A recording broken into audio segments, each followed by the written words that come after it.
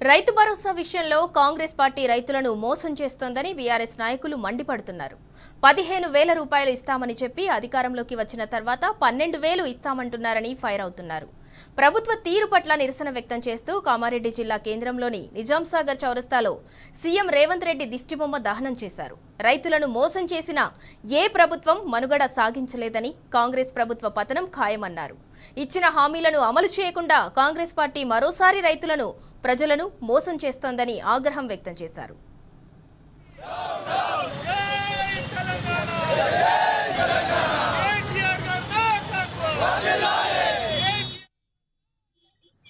రాష్ట్ర working president KTR అన్న గారి పిలుపు మేరకు కామారెడ్డి పట్టణ శాఖ మళ్ళీ మండల శాఖ తరఫున కామారెడ్డిలో ఈ రోజు మా ఇన్ఛార్జ్ అయినటువంటి ప్రభుత్వ మాజీ ఎమ్మెల్యే గంపగొడ్డన అన్న సూచనల మేరకు ఇలా నిరసన కార్యక్రమం తెలుపుతున్నాం. ఎందుకంటే రేవంత్ రెడ్డి రైతులను మోసం చేసి గద్దెనెక్కిండు.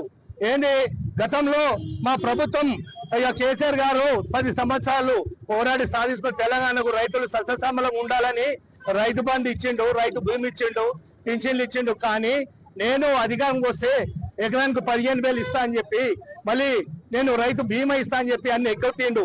ఈ రోజున మళ్ళీ ఏం చేస్తుండు, ఎకరానికి ఇప్పుడు వచ్చే ఒక సంవత్సరంలోనే ఒక్కొక్క రైతుకు 17,500 చొప్పున లెక్క పెడితే ఇప్పుడు 1,22,000 రూపాయలు గతంలో ఇప్పుడు బాకీ ఉన్నారు.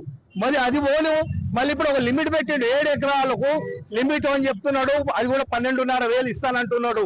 అది ఇచ్చుడేమో తెలియదు. కానీ ఇప్పుడు దాని లెక్క ప్రకారం పాత బాకీ ఒక్కొక్క రైతుకు 7 ఎకరాలు మీరు లిమిట్ పెట్టిర్రు, దాని చొప్పున 1,22,500 మొదలు నువ్వు అందరి ఖాతాలో వేయాలి. వేయకపోతే నువ్వు రాజీనామా చేయాలి. ఎందుకంటే రైతులు అడగలే, రైతులు షరతు విధించలే. నువ్వు చెప్పినావు ఈ రోజున నేను కేసీఆర్ 10 ఇస్తే 15,000 ఇస్తా అన్నావు, 2,000 ఇస్తే 4,000 ఇస్తా అన్నావు.